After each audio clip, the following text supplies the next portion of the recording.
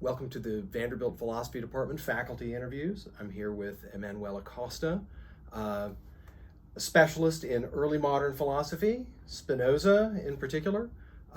Emanuele has a PhD from Birkbeck, an MA from King's College, and a master's degree from the Catholic University of Sacred Heart. Again, specializing in early modern philosophy, particularly Spinoza. But first, Emanuele, thanks for joining us.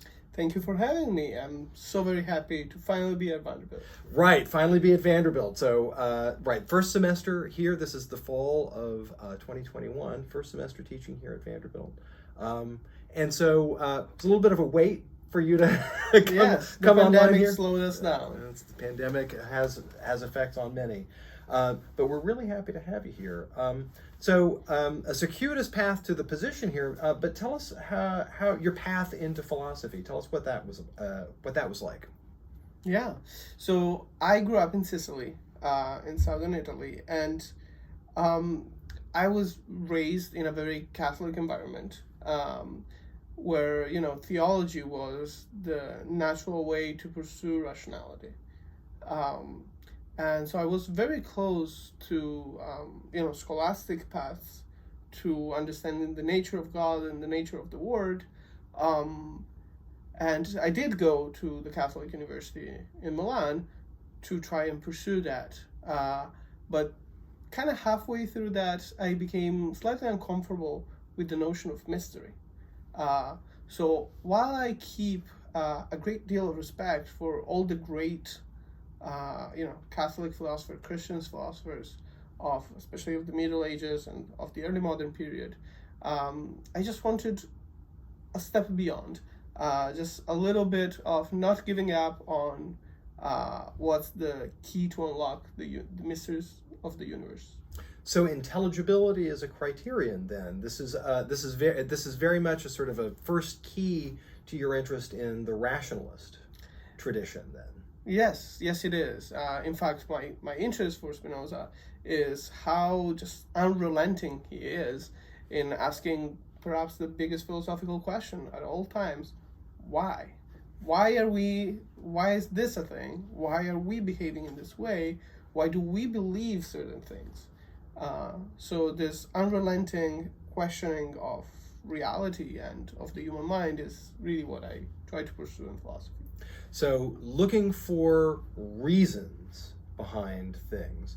A question then, this looks like a good deal of this program is bound by this principle that everything's got a reason. Sometimes it's called, at least in some versions of the history of philosophy, the principle of sufficient reason. Mm-hmm. Is that a misstatement of the Spinozist approach, or is that an accurate account? I would say it is accurate, but it is incomplete. So if we only remain at the layer of explanation and causation, we're missing on the richness that Spinoza really has to offer, especially in terms of relations. I think that there is a very good way of understanding the universe through Spinoza as just a network of relations. And in fact, I'm starting to do a new project in which I'm going to argue that Spinoza is not just committed to the principle of sufficient reason, but also the principle of sufficient effect, so that everything that exists has active and actual causality, and he is not alone, in fact, in this enterprise, in my view. So then two questions. Question one is, who are the other compatriots in this view? And the second question is, this relationalist view, is what the new book is committed to defending as an interpretation of Spinoza and a first-order philosophical view. So first question is, who are the other folks who are co-travelers in this program? And then second question is, what exactly is relationalism opposed to? What's the antithesis, or what's the other thesis that relationalism is denying? Right.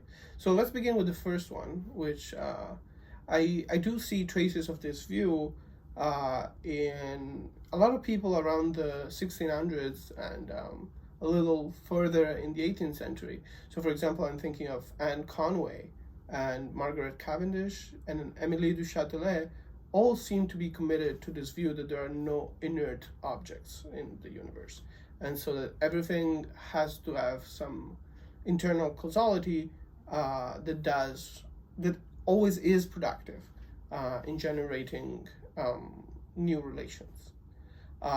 So this is for the principle of sufficient effect. But if we move to relationalism, which, by the way, I do not take most of the people I've mentioned, except for Spinoza and maybe Cavendish, to endorse, the basic idea is that, look, we in any everyday understanding of metaphysics, we're probably still bound to the Aristotelian categories, right? We know that the first sense in which being is substance, is the things that are there, and then everything else is kind of secondary, right? Causes, effects, places, times, everything else is a predicate of substance. It exists in a secondary sense. We see, in my eyes, we see a lot of clues that might not be the best way to capture the universe, right? This kind of primacy of the object, of the thing, might not be the way we actually think of the universe, or we should think of the universe. And in fact, both in what's called analytic philosophy and what's called continental philosophy, we see strong pushes towards abandoning this dictatorship of the object, especially coming from people who have studied quantum mechanics for a very long time in philosophy of science. The idea is that everything is in a flux, and so things themselves might not be the first and most important object of our investigation. So, as an interpretation of Spinoza, I think that am I right that the biggest hump to get over in Spinoza interpretation along this relationalist line is the line from Spinoza that all that is substance and modes? Mm-hmm. Tell me how to square that with the relationalist program then. Yeah. So the way I go about this in the book is by reading the Ethics. The Ethics is Spinoza's masterpiece, where the line you just quoted is from. But that's not the first line of the Ethics. The first line of the Ethics, where he opens this discussion of God or substance or nature, he doesn't start with the definition of any of these. He starts with the definition of self-causation. So the very beginning of Spinoza's philosophical enterprise is an understanding of causation, which is something that we currently take as being a relation, right? And so it shouldn't be able to exist without relata, without the things that cause each other. Instead, he wants to work on these relational lines, wants to think the relation before the objects of the relation. And I argue in the book that this is what he does at multiple times whenever he's talking about individuals. He only talks about either causation or meteorological properties of coagulation. So, things don't exist in a vacuum. So the primacy of relations then. And so this is going to be defended in the new book as an interpretation of Spinoza and as a first-order philosophical view, the primacy of relations.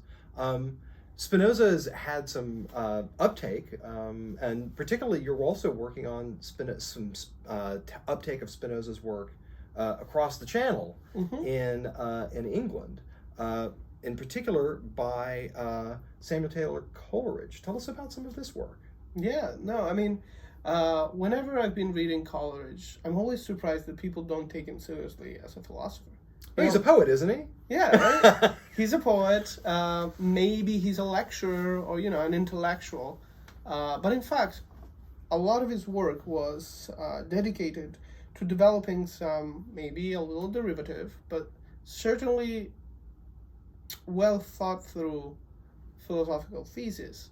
And so in an essay that's supposed to come out soon, what I argue is that Samuel Coleridge was reading Spinoza through the translations and interpretations that were going around Europe at that time, and he was deeply informed by Spinoza, and by Leibniz in developing what he calls a theory of nature, a theory of life.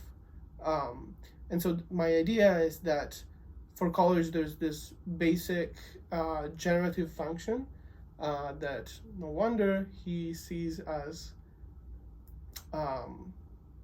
at its apex in the human being, and in particular in the creative mind of the poet, who is like a micro god generating the universe. But yeah, like there is definitely original philosophical labor to be valued in Coleridge, and then I think his relationship with Spinoza, which is very complicated. He was much closer to him when he was young, and then strayed a little away when he was older after having read Kant. Really helped him work through what his issues were. And so in some ways, some of the Spinozist, not just Spinoza's metaphysics, but also some of the politics was showing up in Coleridge. Right. So my argument actually in that essay is that Coleridge was very far away from Spinoza in terms of politics. Was actually when he was closer to Spinoza in terms of metaphysics, he was farther away in terms of politics, and that kind of reversed later in his life as he was seeking to be more understanding of the reasons why the powers that be try to maintain themselves through a control over, let's call it, mass psychology and religion. I see. So the as the metaphysics shifted, maybe the sort of even the attitude about what the relationship between humans and the state ultimately changes then. Yes, and what I find wonderful about Coleridge is that you always have the man really next to the thinker. So, for example, I am very convinced that a lot of this shift in his politics and in his attitude towards life and nature derives from the death of his son at a very young age. And so his reflection on death transforms also through Spinoza on a reflection on life. So bringing some life and philosophy together, some of your work is also committed to expanding the canon, looking at underappreciated traditions.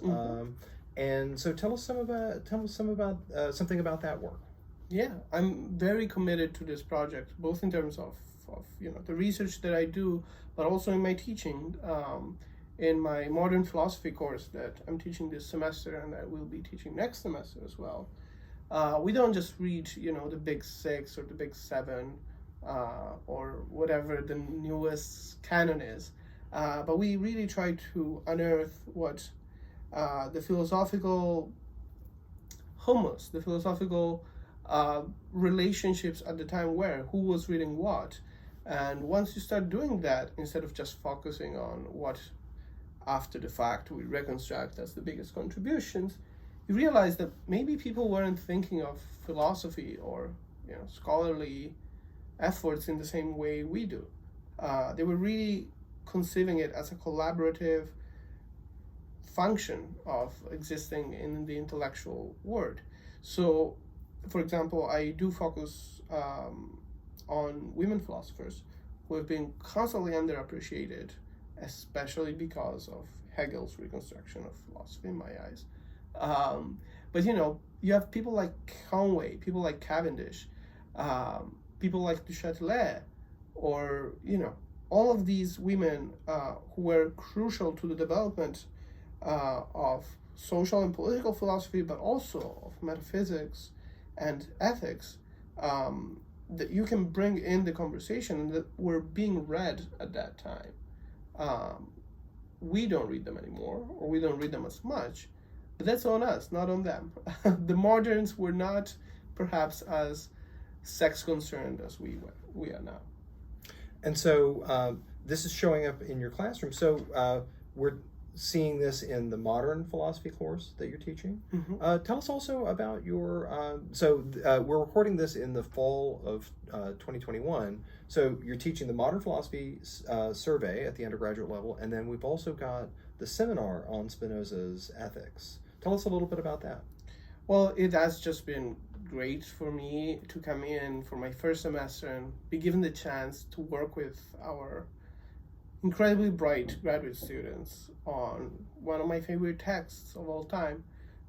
So what we're doing, we're reading the ethics from one end to the next, from one cover to the next. And we're just going through all of it and trying to catch what I like to call the whoopsies of Spinoza. So for someone who is deeply committed to this kind of rationalist development, we see that a lot of time he does jumps. He inserts new terms that he hasn't clearly defined. And so we're studying not just, what his message is in the ethics and what the philosophical development is, but also all the ways in which even, the most rationalist, the most orderly philosophers sometimes cut some corners. And should that be something that counts towards our assessment of the views? Right, that's the reason why there has to be not just the sort of the propositions and their derivations, but the scholia too. Exactly. Yeah, and does that take away from, the idea of pure reason that we want to preserve for philosophy? Yeah, it's interesting. So there's a kind of a question as to if we're trying to live up to the Moro Geometrico and then we see the slips, is it a case against the Moro Geometrico or is it just a case against us? Right. Or is it a case not against anyone, but just about the nature of the universe that cannot be explained in purely linear terms, right? I see. So those are the two courses that we've got for the fall of 21. Tell us about some courses that are on the books for the spring of 22, and some other courses that are in the works that are coming down the pipe. Yeah. So one that I'm very passionate about, pun intended, is a course that I'm developing regarding the development of the notion of passion and emotion throughout the modern era. If you read the literature, the primary literature, you see that philosophers up until the 1780s, pretty much, really don't use the word emotion or any translation of that. They like to use the word passion, which kind of symbolizes this passive relationship with the universe that kind of moves them away from the path of clear rationality that they desire. And there's something about the 1780s and the 1790s that really transformed this relationship. And people start using the idea of emotion, of something that's brewing inside you, and it's an active collaboration with the word. So I have a course exploring that through the text of all these writers at this time. That's it's going to be in the book soon, hopefully. Bureaucracy is bureaucracy. That's right. But one course that I'm really excited about is a first-year writing seminar that I'm teaching in the spring. That's going to be called Ethics of Embodiment. And so we're going to look at texts from, starting from Plato and the Symposium through Augustine, and then we're going to get to contemporary stuff and explore problems of race, of gender, through the works of Charles Mills, Asta, some people who have deeply reflected on what it means to be an embodied mind or an embodied spirit or an embodied being, right? So all these layers that we have had throughout the history of philosophy, I'm a spirit, I'm a soul, I'm a mind, I'm just a being that maybe is completely corporeal. None of them did without the body. And so how do you manage that relationship? And what should you do about the relationship is going to be the topic of this course. So new courses coming, some courses designed that are clicking along as we speak, and about to get graded. Yep. End of the semester in the fall. Emanuele Costa, thanks very much for your time. Thank you for having me. It's great to talk with you.